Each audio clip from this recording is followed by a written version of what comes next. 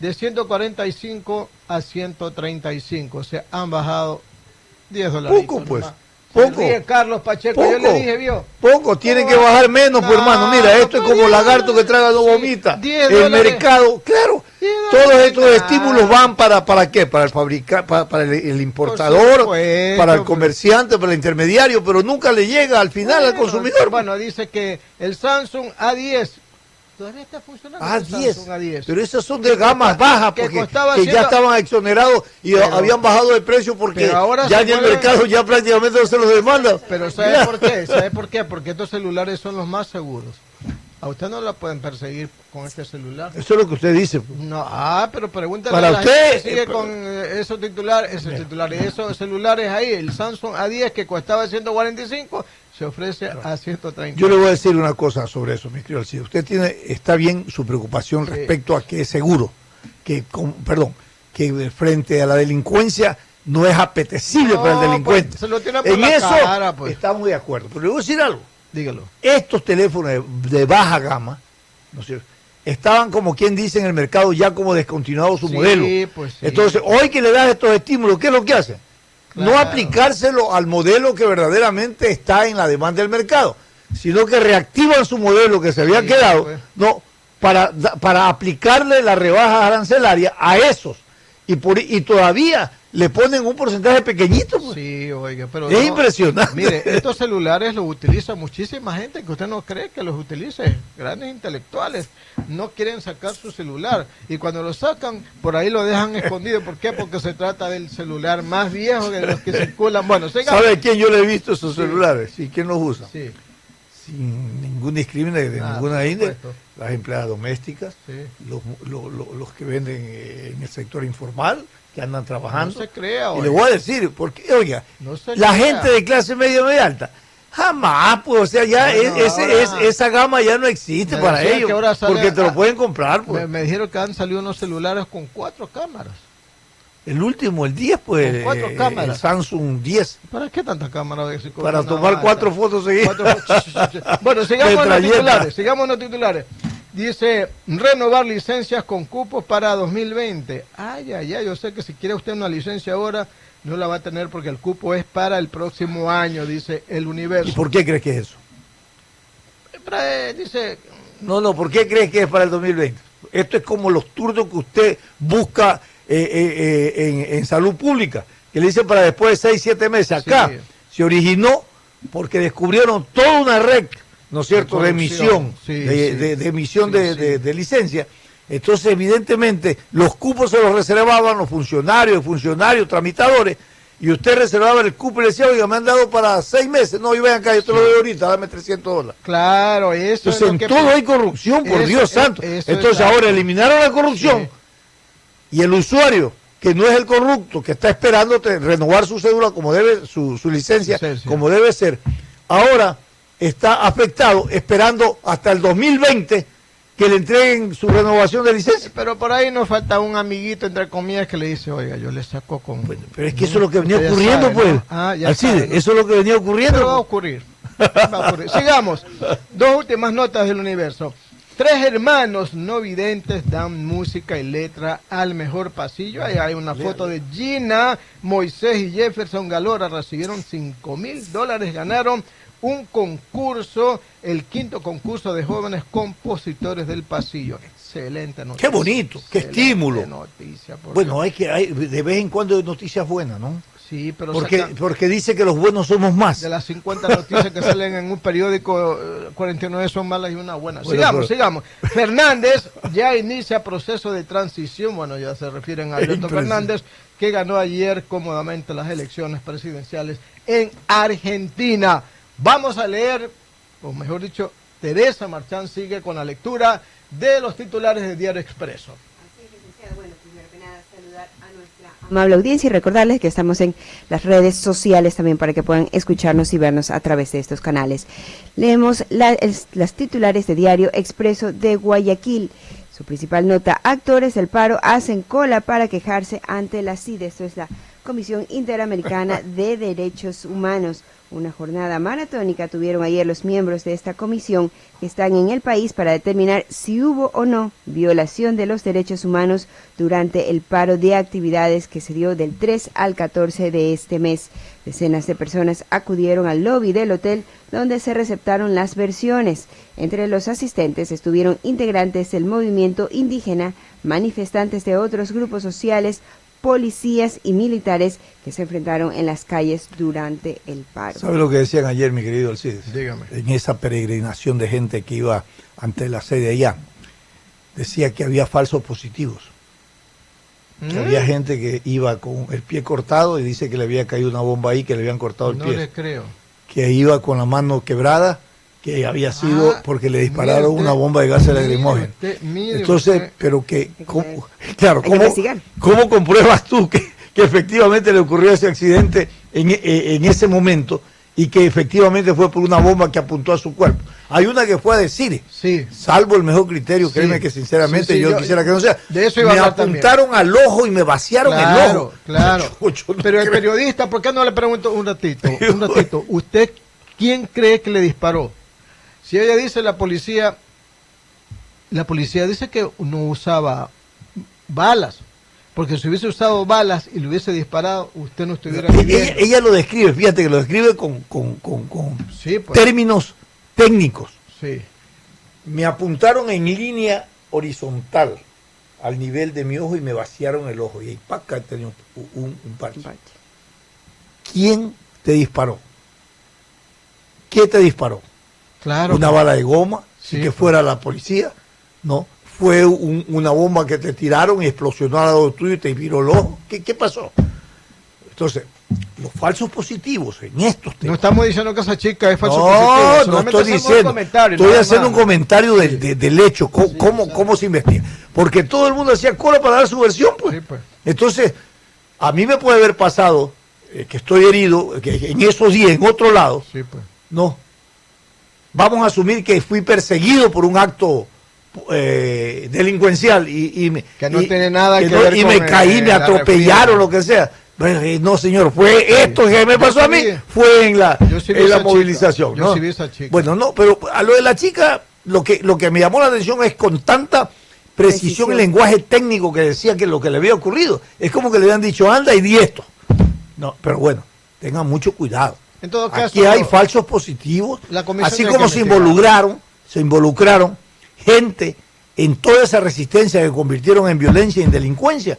Todo esto puede también desembocar en estas situaciones. Continúe, Teresa. Claro que sí, en este mismo tema también nos cuenta Expreso, intensa búsqueda de las pruebas, la indagación fiscal, se está averiguando dispositivos electrónicos, claves para las pericias, todo lo que tenga que ver para averiguar cómo se produjeron los daños en este tema. Y un paréntesis ahí, mi querido Alcides, mi querida Teresa. Sí. ¿Por qué no van a hacer cola a la fiscalía y decir, oiga, a mí me han acusado de esto y quiero hacer una aclaración? A mí me han dicho que fui uno de los delincuentes que linchó, aquí estoy, juzguen. ¿Por qué no van?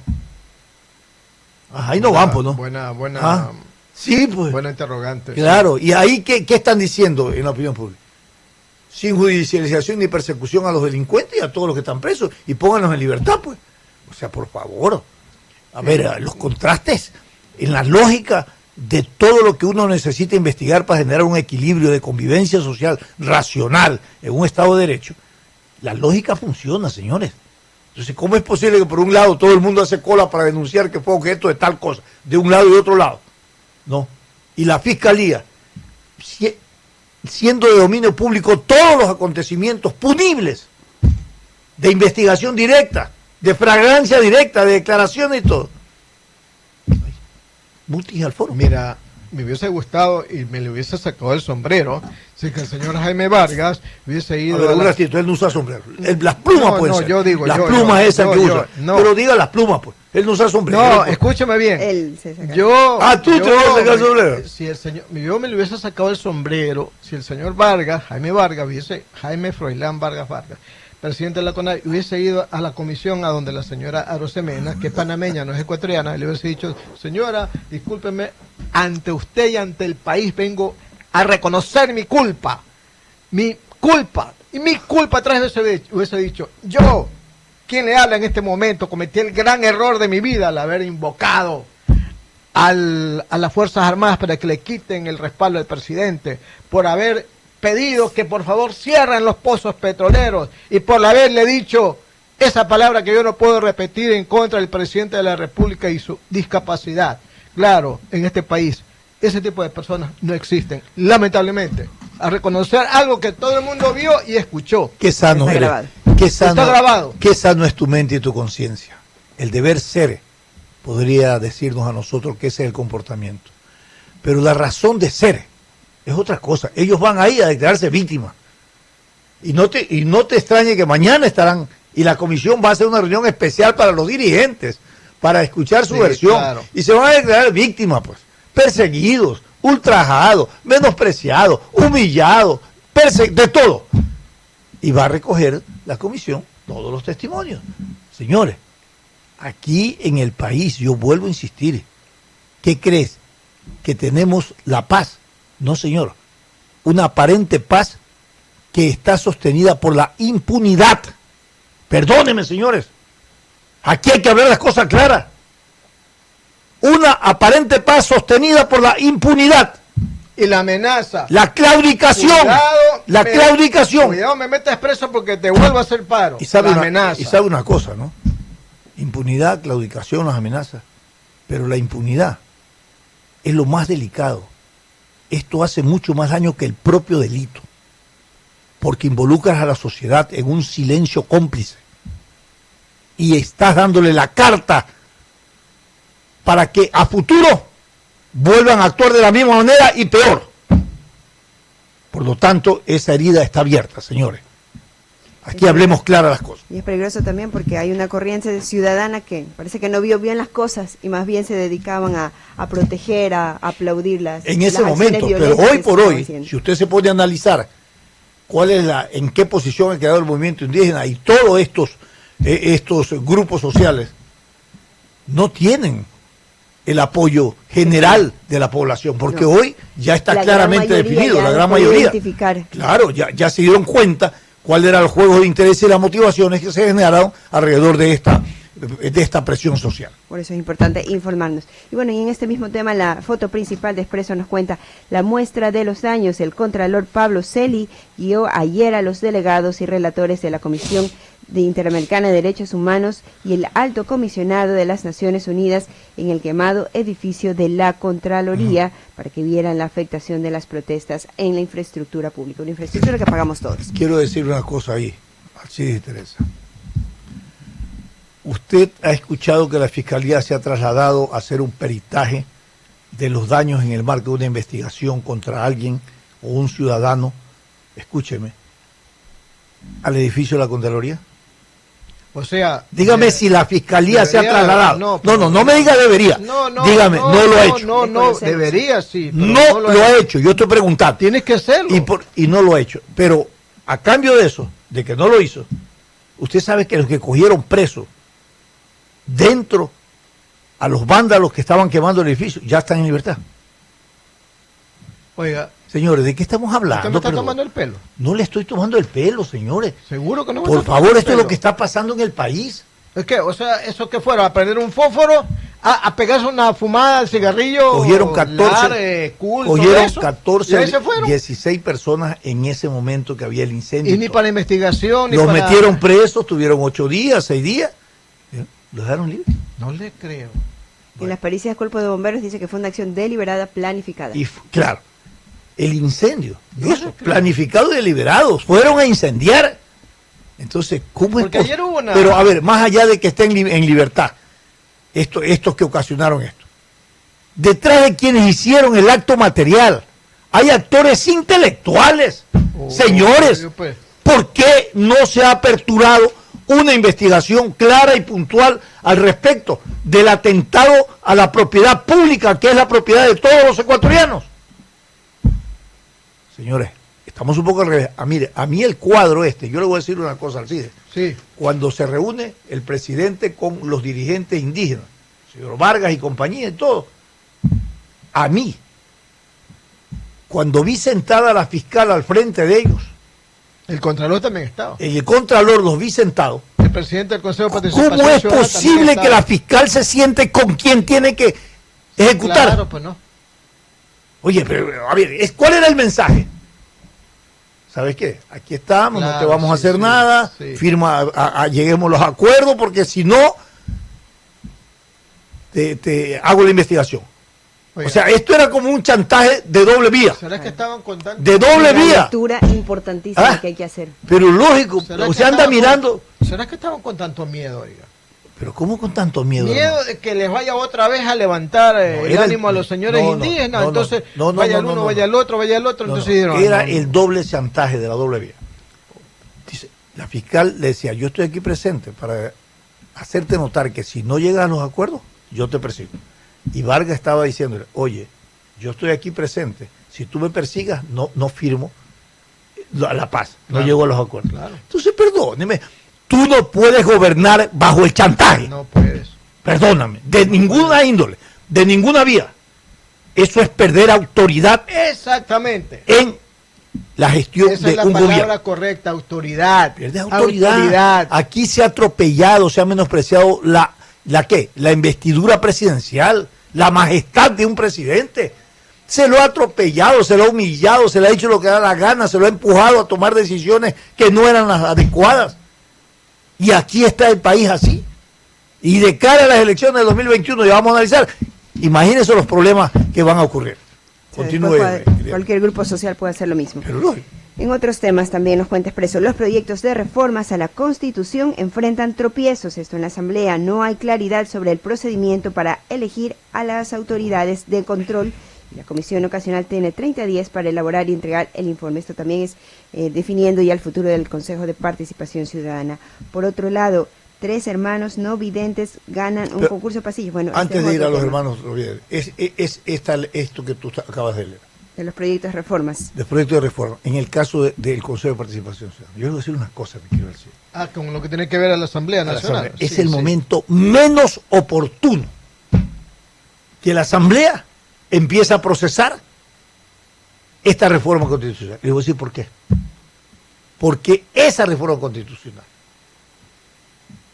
desde la perspectiva de la resolución de la Corte Constitucional, le deja en manos a la Asamblea para que decida los mecanismos, cómo tiene que elegir a las autoridades de control. ¿Acaso la Asamblea tiene autoridad política, ética en este momento para que le llegue a ellos esta responsabilidad trascendente del control y del poder? Porque, señores, esto no es un control solamente de autoridad de control, este es un tema de poderes. Y si se lo dan a la Asamblea es poder político. Nuevamente el reparto de la troncha. Perdóneme, hay que decir las cosas como es. Pero Stalin, pero entonces recompongamos. Entonces, déjame terminar la idea. Sí. Entonces, lo que deben de hacer es acoger un planteamiento que se hizo de que se forme una cámara baja para que de estos, desde la academia, las organizaciones, todo, o asambleístas funcionales, que no se eligen por elección, sino por representación, no de corporativas. Sea, senadores, eso es tú. Sí, son funcionales. Sí pueden ser los senadores. Sí, le llaman senadores, pero pueden ser asambleístas funcionales, que son los que deberían generar un proceso de selección y nombramiento de estas autoridades. Pero esa es la propuesta del grupo de... Esa es la propuesta del grupo, pero lo que define... restauración democrática. Perdóname, hermano, esa es la propuesta.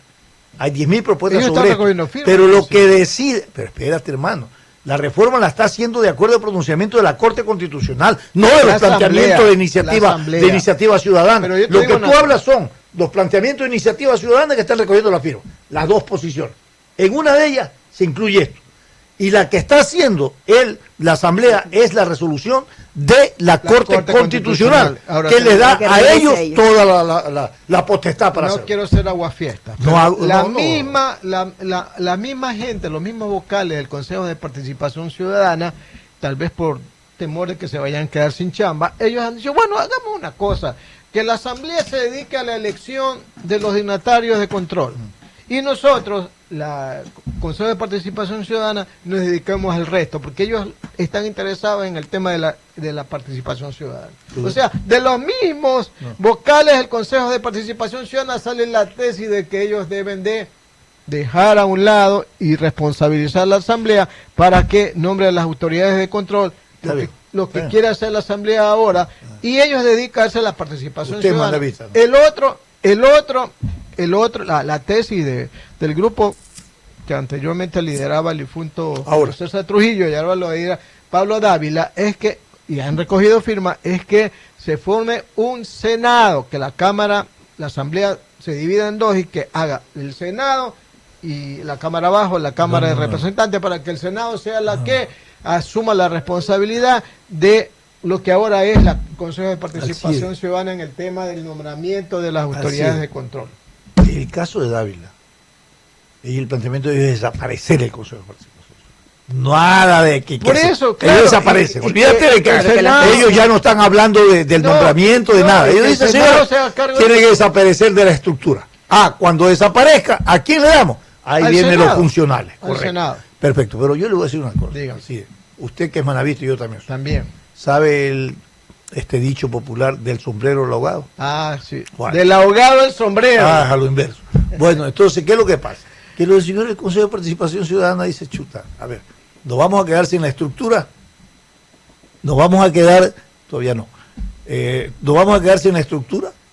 No, esto implica afectar la estructura institucional del Estado, se va a complicar.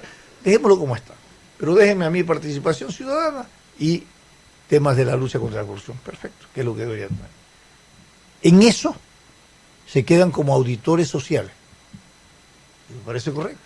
Está bien. Pero eso es una manera de decir que no desaparezca el Consejo. No, pues claro. Entonces la otra dos tesis, ellos no quieren. Pues, claro. Entonces las otras dos pierden tesis, la chamba. Entonces ahí la pregunta es, ¿qué pasa con la aplicación de la resolución de la Corte Constitucional a través de la Asamblea Nacional?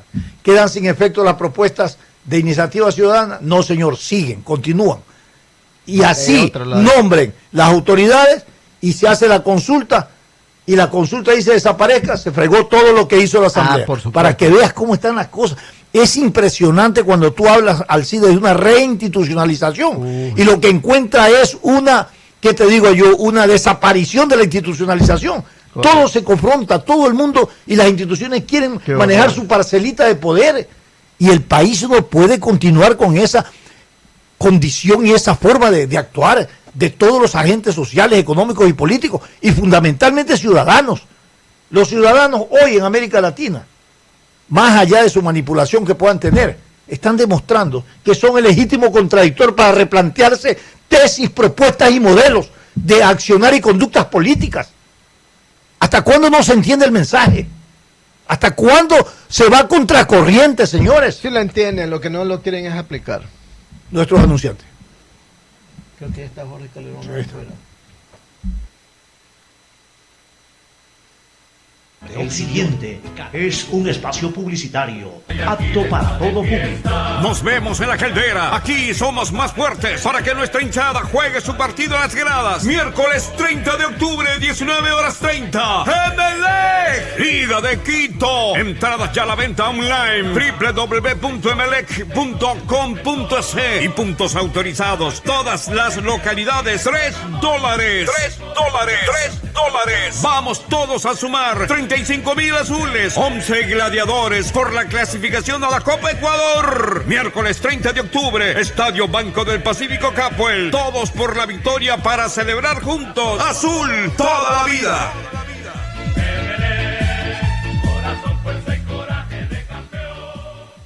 ¿Cómo nos ha cambiado la vida aquí en Tenguel? Con la construcción del alcantarillado y la planta de tratamiento, ahora ya tenemos un ambiente saludable. Y eso de los pozos sépticos, ya es historia. Aquí ya se sienten mejores aires. Con la nueva planta de tratamiento de aguas residuales en Tenguel, entregamos salud, bienestar y un mejor ambiente a más de 11,000 habitantes en Tenguel. EMAPAC, supervisando Interagua en coordinación con la Alcaldía de Guayaquil. Haciendo realidad nuestros sueños. Sigue en tiempo real las novedades en las vías de Guayaquil con ATM Tránsito en Twitter. Infórmate minuto a minuto sobre los tiempos de viaje por sectores, trabajos en las vías, rutas alternas y muchas otras noticias que podrás compartir con tus seguidores. Con ATM Tránsito en Twitter hacemos tus viajes más cómodos, seguros y las vías más ágiles. En ATM somos más que tránsito, en coordinación con la Alcaldía de Guayaquil. Una celebración que se traduce en obras necesarias para todos. La remodelación completa del Mercado Central con comodidad para vendedores y clientes. Lista la etapa 12 del Malecón del Estero Salado. La primera electrolinera del país para dar carga a vehículos eléctricos. En la autopista Narcisa de Jesús, junto al Parque Samanes. El nuevo paso peatonal en la Narcisa de Jesús, frente a la cooperativa Valle de los Geranios. Pavimentación y colocación de carpeta asfáltica en decenas de cooperativas populares. Revisa el detalle de obras en guayaquil.gov.es y soñemos en grande. Soñemos en grande, Guayaquil. Alcaldía de Guayaquil.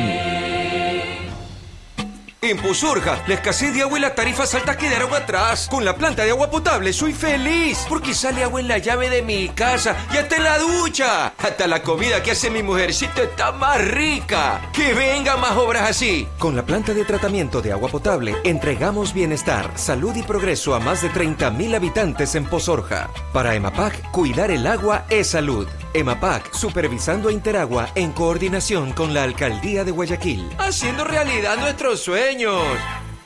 El trabajo en territorio del gobierno del Guayas no se detiene.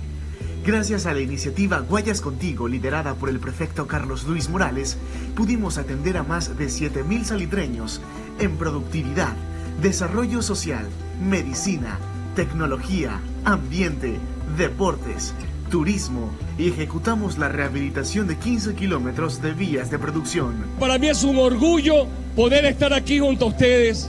Ahora permítame servirlos donde puedo servirlos como prefecto del Guayas. Guayas, 199 años. En noviembre, con tu carro revisado, todos estamos más seguros. Este mes la revisión técnica es para los vehículos con placas terminadas en dígito 0. Saca tu turno ingresando a www.atm.gov.es para elegir el día y la hora más cómodos para ti. Recuerda que en los primeros días del mes recibes descuento en tu tasa de revisión del 10, 15 y hasta 20%. En ATM somos más que tránsito, en coordinación con la Alcaldía de Guayaquil. Celebramos octubre con obras increíbles. Avanza el nuevo puente Guayaquil-Daule a la altura de La Joya en La Aurora. La aerovía cada día está más cerca. Ahorro de tiempo y dinero para los ciudadanos. Entregamos 400 títulos de propiedad en Milote y además 1.000 nuevos títulos para los beneficiarios de Socio Vivienda y Monte Sinaí del convenio Alcaldía de Guayaquil y Midubi. En agua potable y alcantarillado, obras listas para Las Delicias, Caimito, La Pradera, La Chala, Mapasingue y María Paidal. En total, 1.400.000 personas beneficiadas y muchísimos más proyectos en contratación. Revisa el detalle de obras en guayaquil.gov.es y soñemos en grande. Alcaldía de Guayaquil. El trabajo en territorio del gobierno del Guayas no se detiene. Gracias a la iniciativa Guayas Contigo, liderada por el prefecto Carlos Luis Morales, pudimos atender a más de 7.000 salitreños en productividad, desarrollo social, medicina, tecnología, ambiente, deportes, turismo y ejecutamos la rehabilitación de 15 kilómetros de vías de producción. Para mí es un orgullo poder estar aquí junto a ustedes. Ahora permítame servirlos donde puedo servirlos como prefecto del Guayas. Guayas, 199 años. Fin del espacio publicitario. Usted está escuchando un programa de opinión, categoría O, apto para todo público. Sin amarres. Una mesa de diálogo donde sobresalen los temas de mayor interés social, económicos y políticos del país. Sin amarres, bajo la conducción del sociólogo Stalin Poveda Granobles.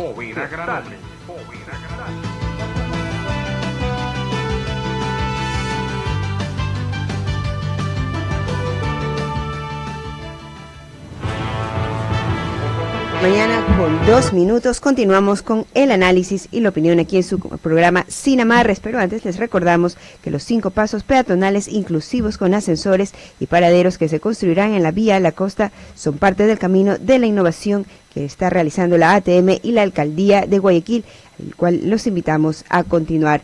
Ahora sí vamos a dar la bienvenida en este momento al economista Jorge Calderón Salazar. Él es analista económico y además rector del Instituto Argos. Le damos la bienvenida en esta mesa de diálogo al economista Jorge Calderón y queremos pedir una visión desde su expertise como catedrático, como profesional, como analista económico, de los dilemas que hoy existen entre la estructura del poder, entre el programa económico y la política social de los gobiernos. Porque hoy queda demostrado con lo que pasa en América Latina que no es suficiente el crecimiento económico por el crecimiento económico, que tiene que ir de la mano con el desarrollo humano y social. Y esta última parte no se la ha incorporado en el desarrollo y crecimiento y sostenibilidad de las economías en América Latina, por lo menos por los últimos antecedentes que hemos tenido. ¿Cuál es su lectura respecto al tema? Arlen, Alcides, Teresa, muy buenos días. Como siempre, un gusto estar aquí. Sí, hay muchas lecciones que empiezan a generarse de todo lo que está pasando en América Latina en los últimos años.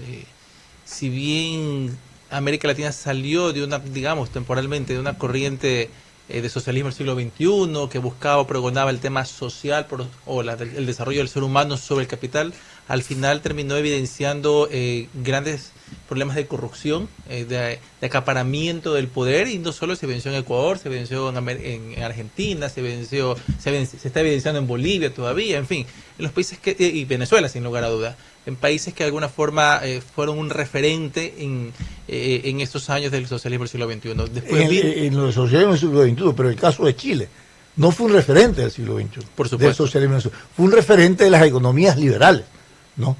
De cómo es de modelos liberales en donde los roles de mercado y un poco el alejamiento del rol del Estado frente a la economía jugaban su papel y generó un crecimiento durante 30 años del 5.5%. Era la antípoda de lo que eran los gobiernos del socialismo del siglo XXI.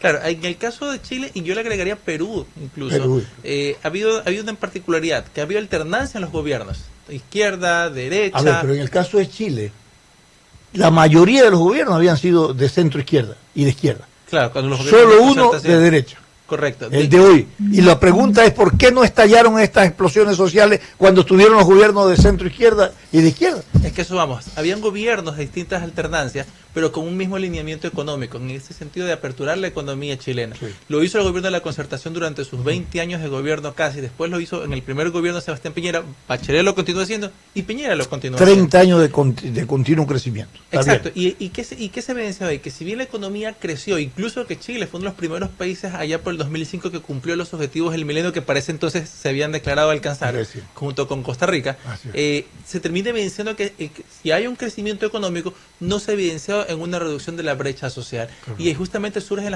las protestas que de alguna forma han terminado en vandalismo. Ya obviamente eso denota que hay personas o grupos atrás de también generar caos, sin lugar a dudas, como nos pasó aquí en Ecuador. Pero deja entrever que nos estamos preocupando mucho por crecer, por generar riqueza, más no que ésta se distribuya adecuadamente entre todas las personas. En todo caso, deja muchas lecciones a los distintos países de que si bien es importante el crecimiento económico, ese rol social, ese rol de que poder incorporar a todos los ciudadanos, incorporar dentro de un modelo y que este sea lo más incluyente posible, es necesario. Correcto. Ahora, habría que replantearse en tu análisis ¿qué es la redistribución de un ingreso? ¿Y cómo se lo concibe en el ejercicio del poder? Porque la redistribución de los ingresos se lo ha concebido en el ejercicio del poder como dádivas y con prácticas populistas a través de subsidios. ¿Y esto qué ha generado? Ha generado crear una conciencia en el ciudadano de pordiosero, no de emprendedor. Correcto. Porque está acostumbrado a recibir esa redistribución un derecho. A través de una dádiva que después dice que es un derecho. Así es. Entonces, ahí está una de las grandes distorsiones. No, y exactamente, es decir, el involucramiento en esos modelos para que evite ser excluyente no tiene que ser a través de subsidios, de dádivas, de regalos, porque al final se convierte en un populismo, y cuando estamos cerca de elecciones, peor aún todavía. Y cuando no hay plata y no puedes cumplir, tienes una brecha social con una mecha que explosiona. Así es, y para muestra un botón lo que le pasó a Ecuador cuando elimina los subsidios, que de alguna forma es una práctica en la cual se malacostumbró al ciudadano a recibirlo, y ni siquiera todos los ciudadanos lo recibían. Realmente era un subsidio que estaba más concentrado en ciertos sectores de transporte o de consumidores por el tipo de vehículo que tengan, pero todos lo asumieron como una vulneración de derechos. Entonces, el subsidio puede ser necesario y puede ser válido porque son temporales, pero debe ser socialmente justo en su redistribución. Exacto, y que ese es uno de los principios que tiene que tenerse en cuenta, la temporalidad del subsidio, porque es para mejorar o subsanar el bienestar de un individuo durante X tiempo. Y que sea socialmente justo, pues yo no puedo tirar un subsidio sobre pretexto de favorecer al quintil de la pobreza tal, y termino favoreciendo al quintil, no al quintil, sino a toda gente en su conjunto, que no son beneficiarios del subsidio, que pueden pagar ese producto. Y de ahí cuidado lo que nos puede pasar cuando se estaba hablando en los primeros días del diálogo de que existe una focalización, que es el planteamiento que tuvo la CONAIE y otros grupos sociales.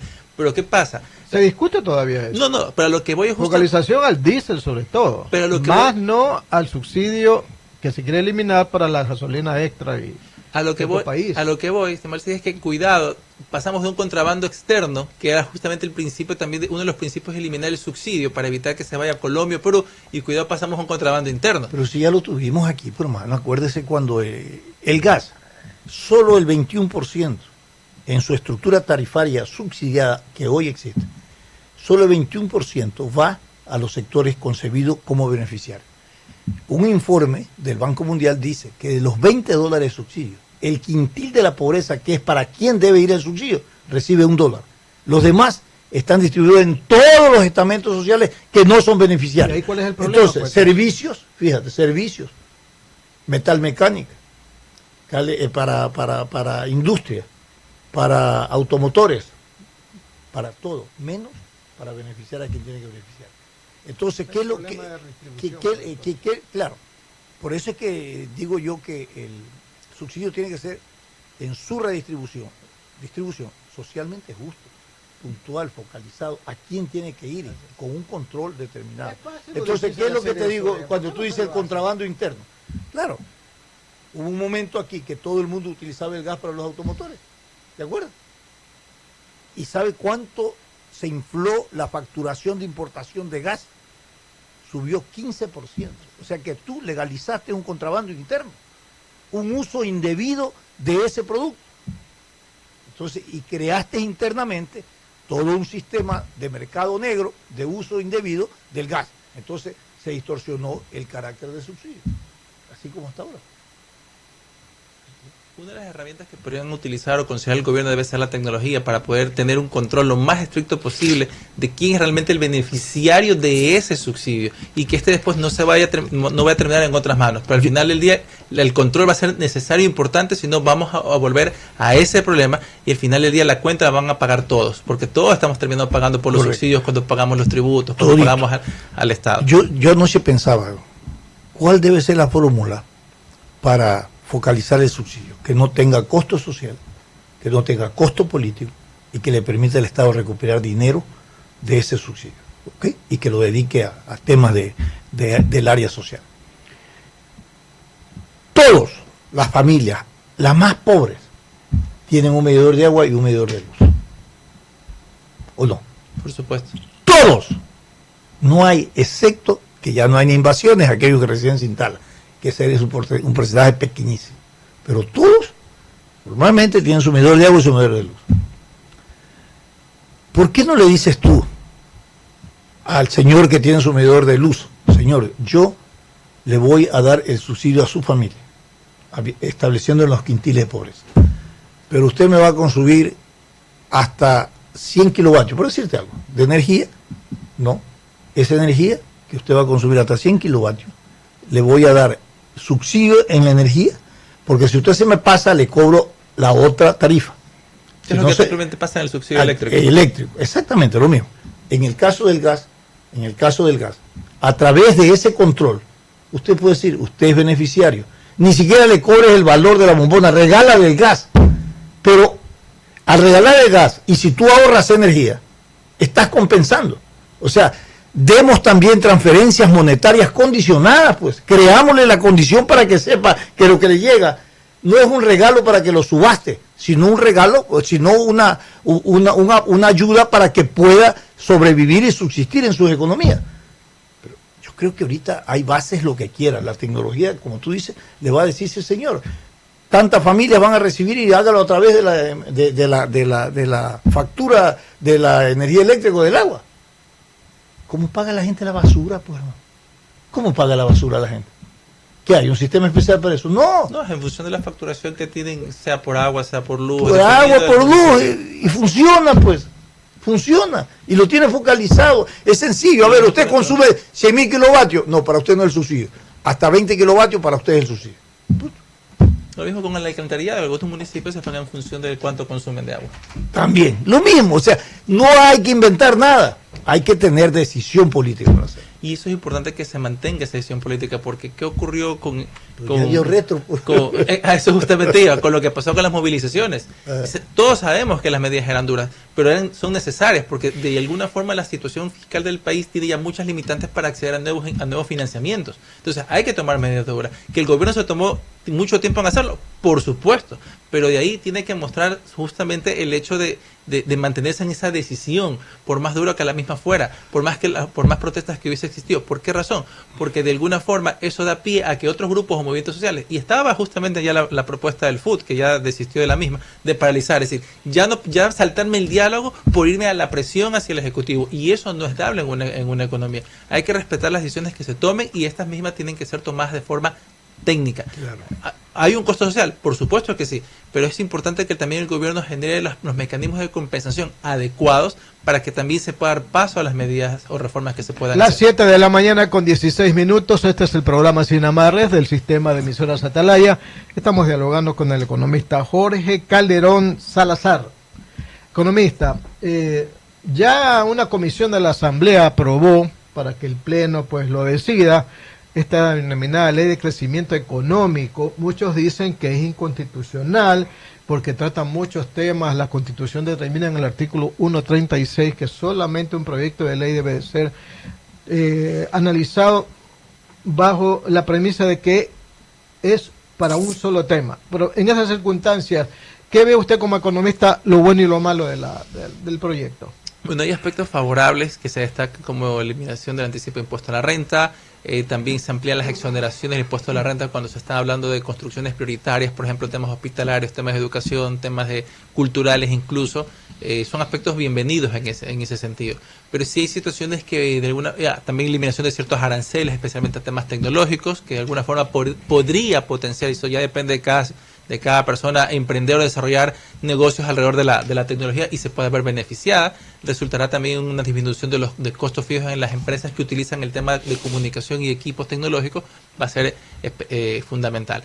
Pero sí preocupa el hecho de ciertos recargos que va a existir, por ejemplo, a un aumento del 10% a las tarifas a aquellas personas que tengan planes postpago en telefonía celular.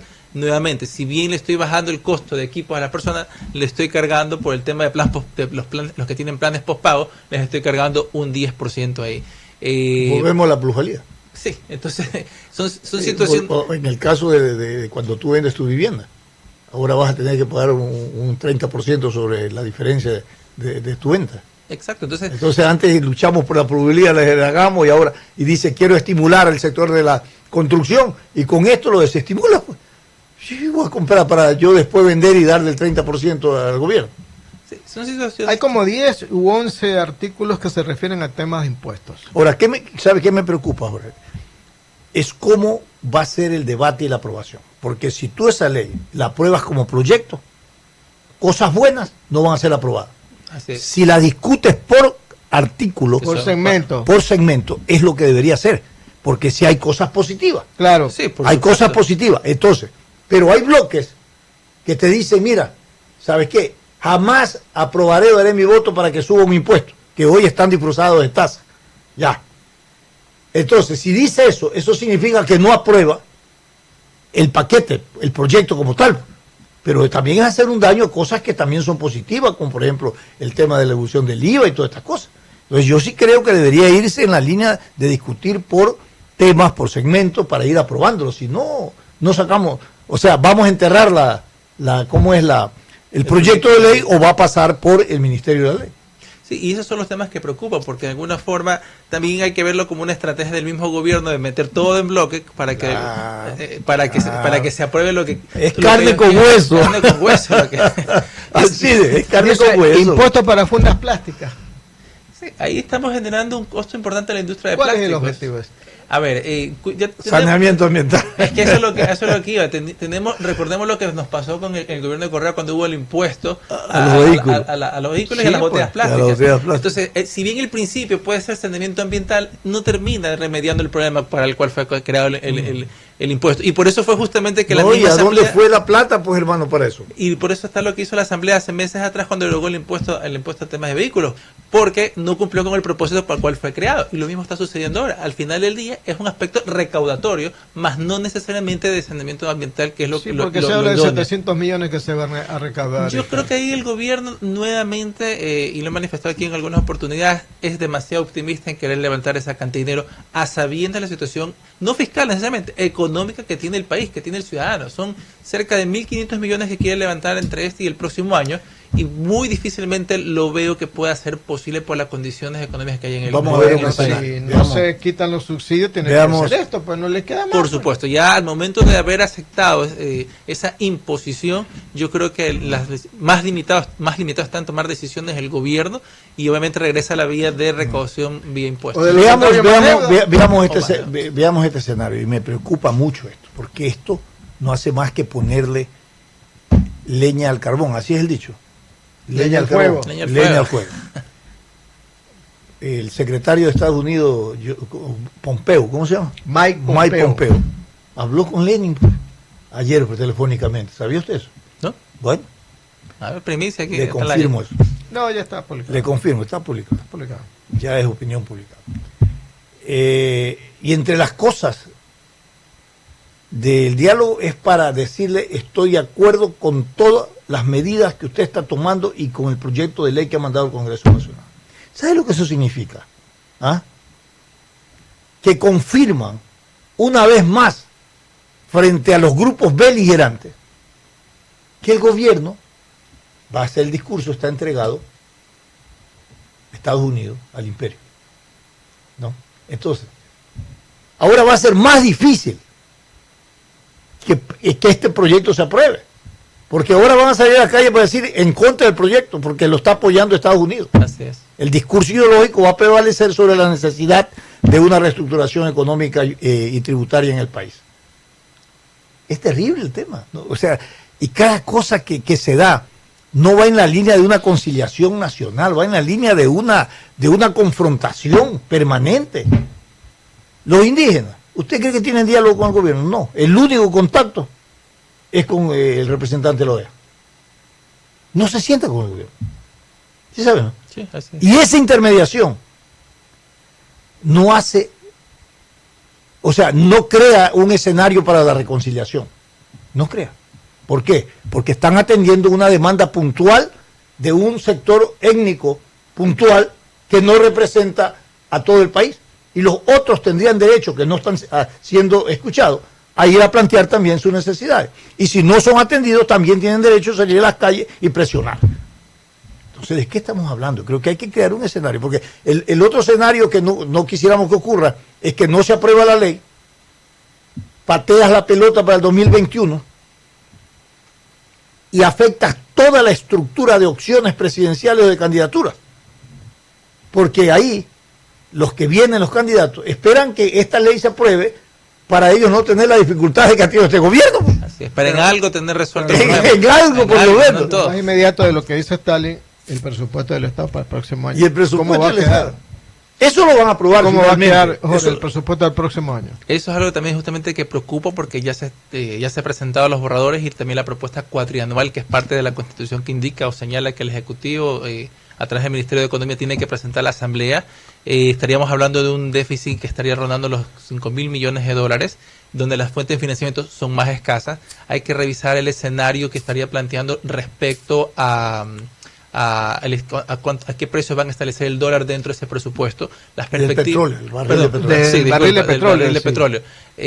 Las perspectivas señalan a nivel mundial que el próximo año el precio va a seguir al alza, pero cuidado, somos nuevamente muy optimistas y subimos el precio del barril de petróleo como nos pasó del 2018 acá al 2019. Se hablaba de 52 dólares. Sería provechoso porque el precio estaba en 59 cuando lo fijaron el año pasado. Ahora 52 dólares he escuchado que lo van a fijar para el próximo presupuesto. El precio de petróleo a nivel internacional no puede pasar de los 59 dólares. Exacto. Que fue porque donde pase los 59 dólares, cae a los 60, 61, que es el costo de la explotación del petróleo de esquisto de Estados Unidos, que tiene su reserva que ya la está explotando. Entonces, por eso es que siempre te bajan la producción para bajar el precio y poner un techo para que no se salga de esos costos, porque si no, se explota Estados Unidos todo su petróleo, entonces lo que consume Estados Unidos ya no lo demanda, entonces el mercado de petróleo se crea un problema muy serio. Entonces las economías dependientes del petróleo y del precio, hermano, quiebran, pues, hermano, se van al tope. Y ahora va a querer, y está saliendo Ecuador de la OEA para querer producir más. Pero se produce cuando el mercado demanda. Pero si baja el petróleo significa que no está demandando el mercado, que hay sobreproducción, pues. Entonces, ¿cómo concilias esto? Y más aún si tenemos en cuenta que el crudo ecuatoriano no es un crudo de buena calidad. Claro, es pesado. Lo que hace que su diferencial sea mucho... El castigo sea mucho mayor justamente por el hecho de tener que procesarlo. Son aspectos muy presentes al momento del planteamiento de la proforma presupuestaria de 2020. ¿Cómo convertimos un plan social, un programa económico en una política social? ¿Qué características debemos de tener? Porque ya vemos que no es suficiente el crecimiento económico si tú no tienes una política social vinculada al crecimiento económico. Tiene que ser una suerte de compensaciones en el sentido de que a medida que se vaya mejorando la situación social de los ciudadanos, se vaya compensando y se vayan eliminando aquellos... Pero sobre la marcha. Sobre la marcha, por supuesto. Porque aquí lo que deja acumular por años las inequidades sociales y ahí explota. Debe ser un compromiso de todos en el sentido de que la persona sea consciente de que mientras yo reciba algún tipo de subsidio o compensación, pero yo vaya mejorando mi calidad de vida, eso tiene que irse desmontando, porque tienen que liberarse recursos para otro tipo de obras, para otros bienes y servicios que tienen que otorgarse a las generaciones que van viniendo. Eso va a ser importante, pero tiene que ser con conciencia de todas las personas, no entender de que ese subsidio o esa compensación va a ser por 30, 40, 50 años. Debe ser temporal justamente para poder mantener ahí o mejorar las condiciones durante el tiempo que se vaya aplicando el mismo, pero en función de ello ya tener en cuenta que las personas por sus propios medios es la que tiene que salir adelante, es la persona que tiene que progresar sin esperar que el Estado participe o compense realmente su calidad de vida. Jorge Calderón ha estado con nosotros, ha dado su visión y un análisis de lo que pasa en América Latina y fundamentalmente del tratamiento de la ley económica enviado con carácter urgente y con carácter económico a la Asamblea Nacional. Muchísimas gracias por haber estado con nosotros. Lo invitamos a continuar con nuestra programación. Fernando